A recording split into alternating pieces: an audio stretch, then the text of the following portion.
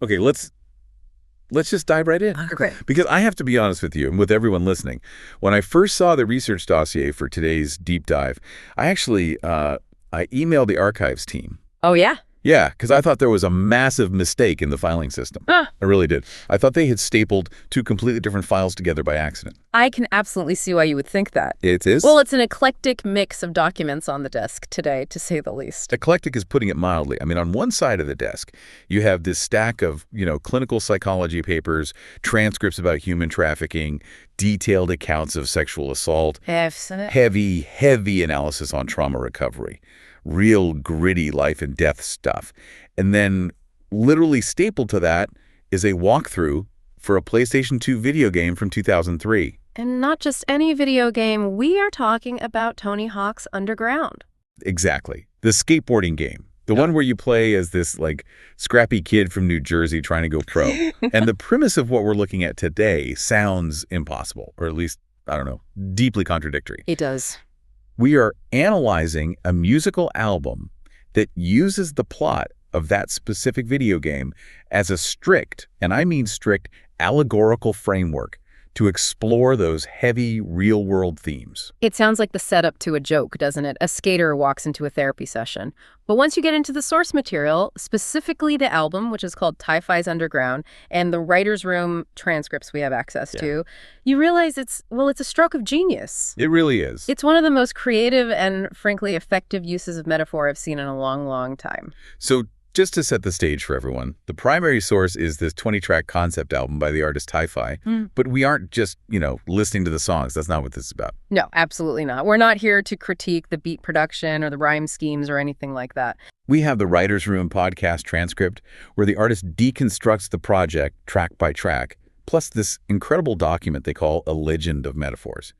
It literally maps the game mechanics to psychological states.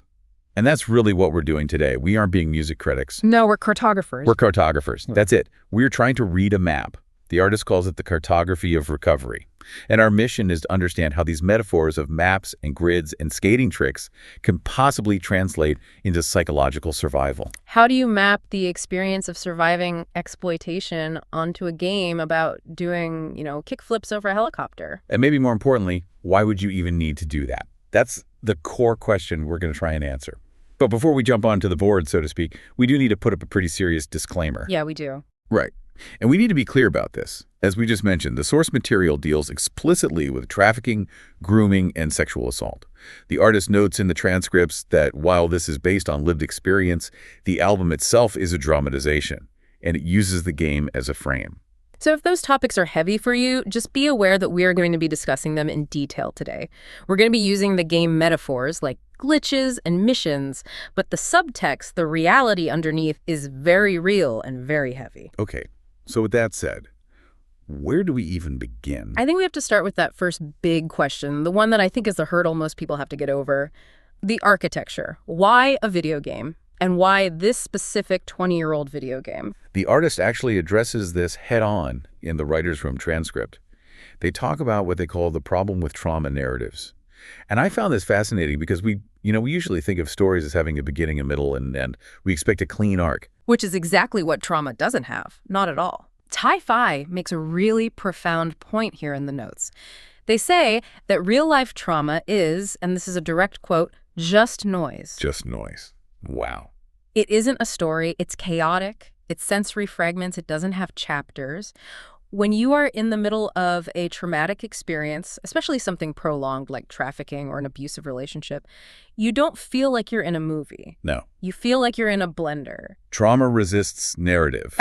That's the quote from the source that just stuck in my head. Precisely. It's disjointed. You might remember a smell or a sound from a song that was playing or a specific feeling of terror, but you can't necessarily put it in a chronological A then B then C line. Yeah.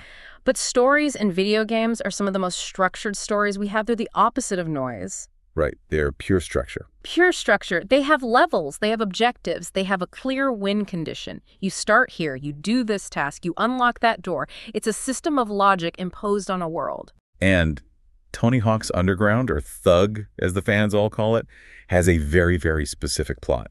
You start as a nobody kid in your hometown. New Jersey. New Jersey. You're just trying to get sponsored. You have this sketchy best friend named Eric Sparrow who's always, one-upping you. You travel the world, you get this massive break, you get betrayed, you lose everything, and then you have to rebuild from absolute zero. And that arc, that very clear, almost predictable arc, provided what the artist calls rigid scaffolding. Scaffolding, I like that. It's a container. When you are dealing with emotions that are volatile and chaotic, shame, terror, rage, confusion, you need a very strong box to put them in so you can examine them safely. If you just try to tell the story of the trauma directly without a frame, it might be too overwhelming. It's too messy. It's that noise again. Exactly. But if you tell the story of the game, then you have a layer of protection. It creates a buffer. It lets you look at the monster, but through a filter that makes it manageable. A filter that has objectives and levels. The artist calls it the cartography of a glitch. It's about using the mechanics of a PS2 game to map out the non-linear road to recovery. It's a brilliant concept, really. Okay, so let's walk through this map. The album is divided into 5 acts, which mirror the game's progression. We start, as you said, in New Jersey. Act I, the trap. In the game, this is the tutorial level. It's gray, it's gritty, very industrial. And in the game, you literally can't leave until you complete certain tasks. You are fenced in. But the album recontextualizes this immediately. The very first track is called Dead End Straits. And it's not just, a song complaining about a boring town or wanting to get out of the suburbs. Yeah. It's describing a closed-circuit grid. That word grid appears constantly in the lyrics for this first act, and it's so important. In a situation of entrapment, whether it's a trafficking situation or a deeply abusive home, your world shrinks. It shrinks physically and it shrinks psychologically. The neighborhood isn't a home, it's a cage. But, and here's the psychological kicker that I think is so important to understand, and the source material really spells this out. There is a twisted kind of comfort in it. A terrifying comfort, yeah. There's that one line in the song.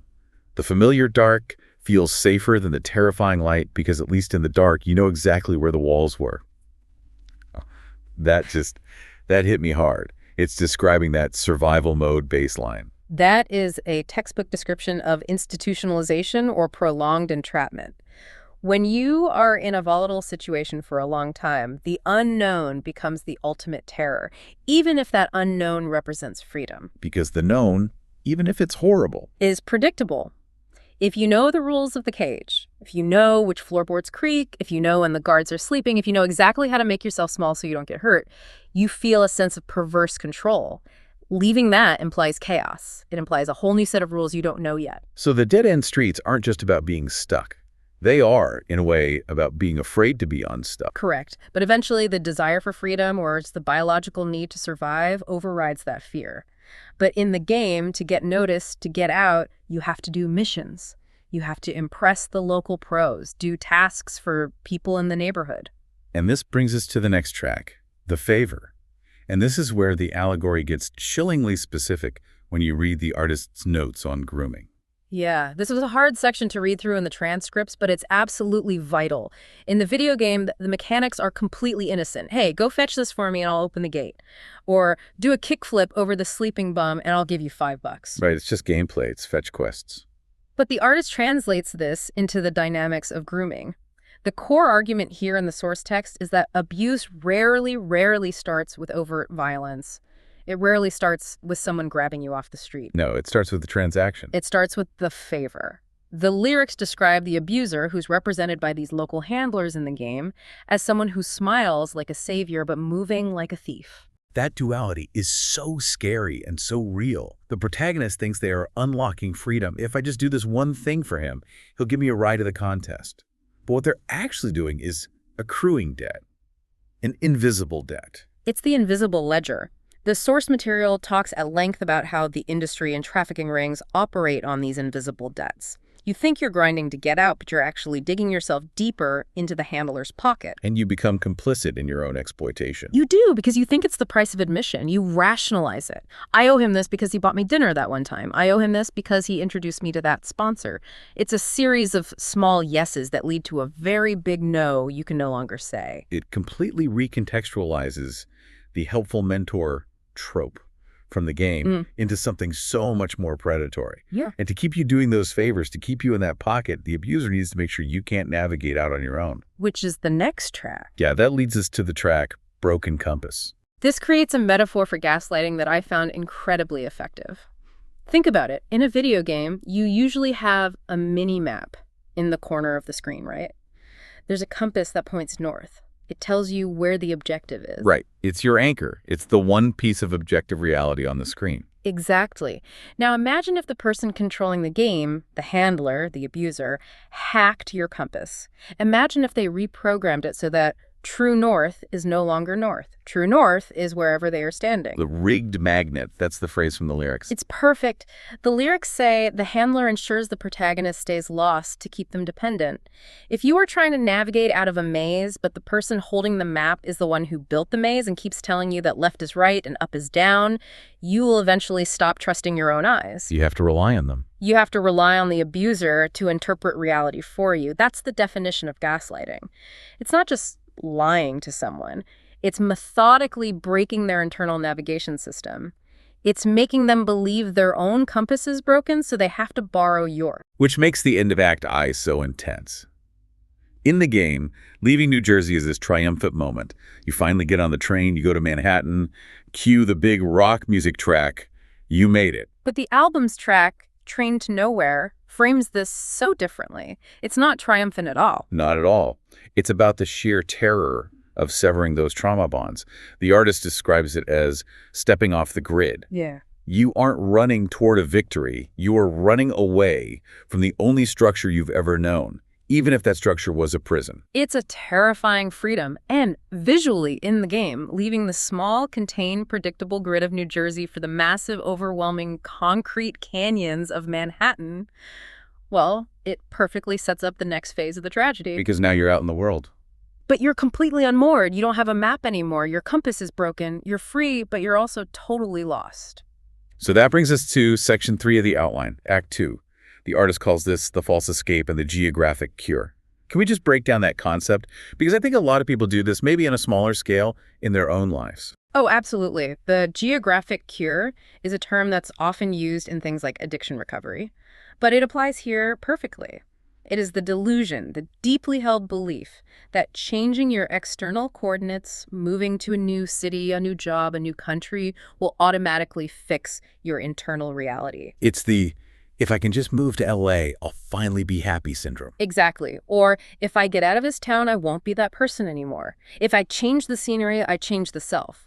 But the album argues, and psychology pretty much confirms, that you bring the ghosts with you. They're very good at packing. In the game, the action really speeds up here. You're in Tampa for a contest, then San Diego, then Vancouver. You're just bouncing all over the map. And the artist uses this to represent the manic flight response. You're just moving faster and faster to try and outrun the silence, to outrun the memories. Exactly. If I keep moving, the bad feelings can't catch me. If I stay busy, if I stay loud, if I'm constantly in a new place, the trauma can't catch up.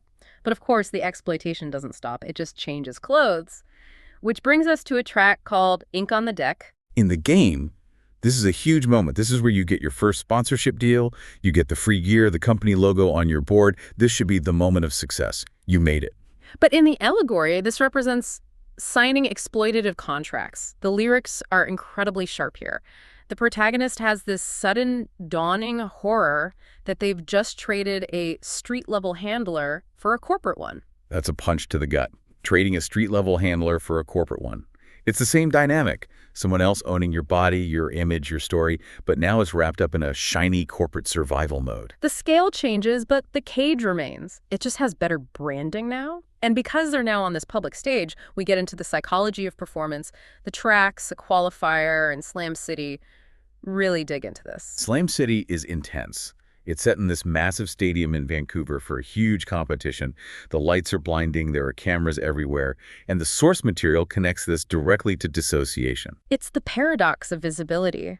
For a survivor, especially of sexual trauma or trafficking, where your body was made into an object, being seen can feel incredibly dangerous. Extreme visibility feels like extreme exposure. So to survive the pressure of the contest and the pressure of maintaining this false I'm a successful skater. Persona, the protagonist, dissociates. The lyrics describe it so vividly, watching themselves from 100 feet above. The checkout, the classic out-of-body experience. And the applause from the crowd, it validates the mask, not the person. The crowd is cheering for the trip, for the performance, not for the human being who is suffering inside. And that human being isn't even in the body at that moment. Not at all. They are floating in the rafters, watching the puppet perform. It's a crucial survival mechanism. If I'm not in my body, you can't hurt me. If I'm not really here, this isn't really happening to me. And to keep that mask on, to keep the pain and the noise at bay, the protagonist turns to what the album calls the adrenaline mask. This is, I think, track 10. In the game, this is where you do these massive, death-defying stunts. The lyrics mention the El Torito drop. Right, jumping off a high school roof or grinding some insane rail. But psychologically, the artist frames this as a form of self-harm. That's a connection I wouldn't have made immediately, but looking at the lyrics and the artist's commentary, it's undeniable. It's using physical danger to drown out emotional silence. There is this one line in the lyrics, it's so haunting, it says, "I'd rather bleed on the grip than acknowledge the stain." Wow. Weaponizing the body to create a louder pain than the memory. That is heavy. It makes a twisted kind of sense, though, doesn't it? If I break my ankle, that's a pain I can understand. It has a location, it has a cause, it heals in 6 weeks. Everyone offers sympathy and signs your cast. It's a clean pain. It's a clean pain, but the internal stain, the trauma, that's invisible, confusing, and it's wrapped in so much shame. So you create a loud physical pain to drown out the quiet psychological one. You create a disaster you can control to avoid facing the one you couldn't. It's a controlled demolition of the self rather than facing the uncontrolled demolition of the past. But as we know from the narrative structure of the game and the album, you can't run forever. The flight response eventually runs out of fuel. And that leads us to Act 3. The crash. The Moscow. Moscow. In the game, this level is so bleak. It's all gray, oppressive architecture, snow everywhere. It feels cold just looking at it. The environment turns hostile. The track that opens this act is called Cold War, and it sets this up perfectly. Physically, it's freezing, but the artist uses that to mirror the emotional freeze response. We've seen fight and flight. And now you freeze, the body and the mind just shut down. It's the nervous system's last resort. And this is where the betrayal that's been simmering for the whole story finally happens. We have to talk about the Eric Sparrow character. We have to. In the gaming world, Eric Sparrow is infamous. He's known as one of the biggest, most hateable villains in video game history. He's your supposed best friend who's been tagging along, getting jealous, quietly sabotaging you. But in the album's allegory, Eric represents the abuser who is brought along inside the Trojan horse. There's a lyric that says, "I brought the Trojan horse right inside the city gate myself." It's that horrible realization that while you were running all over the world trying to escape your past, you brought the predator with you. He's been there the whole time, smiling, pretending to be a teammate. Tightening the grip, as the song says. And this all culminates in the pivotal moment of the entire story. In the game, there is a specific legendary stunt. You have to do a massive trick, a McTwist, I think, from one building to another over a moving helicopter in Russia. It is the peak of physical capability in the game. And this is track 12, The Leap. The artist describes this as a massive psychological trigger. Pushing the body to that absolute limit under that much pressure, it tears open all the stitches of the past trauma. You land the trick physically, you succeed, you achieve the impossible. But emotionally. You shatter, the dissociation snaps midair, the adrenaline mask falls off. It's a moment of physical triumph that is also a complete emotional disaster. And then, the theft. This is the core metaphor of the entire album. Track 13, Stolen Tape. In the game's plot, it's so simple. Eric Sparrow literally steals the footage of your helicopter jump. He takes the tape out of the camera, edits it, puts his name on it, and releases it, claiming he did the impossible trick. It sounds like such a petty plot point in a video game. Oh no, he stole my video. But in Ti-Fi's Underground, this is the central allegory for the theft of bodily autonomy and narrative. The tape isn't just a video. The tape is everything. It is the proof of the survivor's effort. It is their history. It is their body's work, their pain, their triumph. And the abuser takes it and says, "This is mine now. This story belongs to me. I own this." It's the ultimate act of rewriting history. And the worst part, the industry, the sponsors, they believe him. They believe him because it is convenient and profitable. The source text is really clear on the systemic failure. The sponsors, a corporate machine, they protect the bottom line. Eric is the golden boy. He's charming. He's the smooth talker. The protagonist is now broken, emotional, erratic. Who are you going to believe? You believe the easy story. You believe the lie because it's easier and more marketable than confronting the messy, ugly truth, what really happened. It's a total system-wide betrayal. Which leads to the protagonist being completely abandoned. Yeah. This is rock bottom. The tracks are called Stranded and The Void. The geographic cure has officially catastrophically failed. You are in Moscow. You are broke. You have no passport, no friends, no tape. The flight response is dead. You have run out of fuel, and you are utterly alone in the cold. The lyrics in The Void are just bleak. Stranded in the cold off the edge of the map. But there's a crucial shift here. The expert commentary in the writer's room mentions that the triumph here isn't finding joy. It's not a Rocky montage moment where you start training again. No, it's so much smaller and more profound than that. The triumph is simply refusing to die. The quiet is triumph. That's it. It's sitting with the monsters instead of running. It's the moment the protagonist stops the manic motion and just exists in the darkness. I'm not dodging the ghost anymore. Let them stand in the street. It's the end of the flight response and the true beginning of the fight response. Or maybe not fight, but acceptance. Which brings us to Act 4. In the game, after some help from friends, you get out of Russia, but the plot forces you to go back to the beginning. You have to go back home to New Jersey. And the album calls this act the cartography of recovery. This is where the map metaphor becomes so beautiful. Track 16 is called Back to the Bricks. You return to the exact same dead-end streets from Act 1. The physical environment has not changed one bit. The pavement is still cracked. The gray sky is still gray. But the navigator has changed. Exactly. The pavement is the same, but the navigator has changed. I love that line so much. The source material frames this as radical acceptance. You aren't returning as a victim running away from something. You're returning as an architect. An architect. You are drawing new lines over the old grid. You are seeing the cage, but you're realizing you hold the key now. You aren't afraid of the dark anymore because you survived the absolute zero of the cold in Moscow. New Jersey has no power over you now. And to navigate this old terrain in a new way, the source says you need a new vehicle. And this is my favorite metaphor in the whole project. Track 18, Custom Wood. Oh, this is so cool. Do you remember the Create a Deck mode in the game? Vaguely. Yeah, you could pick the layers, the wood, the color, the grip tape, put your own stickers on it. In the game, it was just a fun little customization feature. But the artist uses this as a profound metaphor for reclaiming the physical self. The skateboard represents the body. For the entire album up to this point, the board has been owned by sponsors or dictated by the industry. It's been covered in logos that didn't belong to the protagonist. It was a corporate tool, an object. But now the protagonist builds their own. The lyrics are so defiant here. I'm not a product for you to sell. I am custom built. It's about rejecting the corporate board, rejecting the exploitative systems, and building your own vehicle by hand from scratch. Pressing the veneer, gluing up the plot line. Yes. It is the act of creation as an act of rebellion. When your autonomy has been stolen, when your body has been treated as a commodity, the act of making something that is entirely and uniquely yours, whether that's a piece of art, a new daily routine, or just a new boundary with someone, is a revolutionary act. You are no longer a passenger on someone else's ride. You are the navigator. You are building the very thing that carries you forward. So you've got the new board, you've accepted the old map, now you need to settle the score. Act V, the showdown. In the game, you have to find Eric Sparrow. He's back in the old neighborhood, of course. It's the final boss battle, if you will. But the artist makes a very, very specific distinction here that I think is the whole point of the recovery process. This isn't a physical fight. It is not a physical fight. Yeah. And it's not even a skate contest where you're trying to get a higher score to prove you're better than him. Right. Track 19, the showdown. It's a confrontation about truth. It's about one thing and one thing only.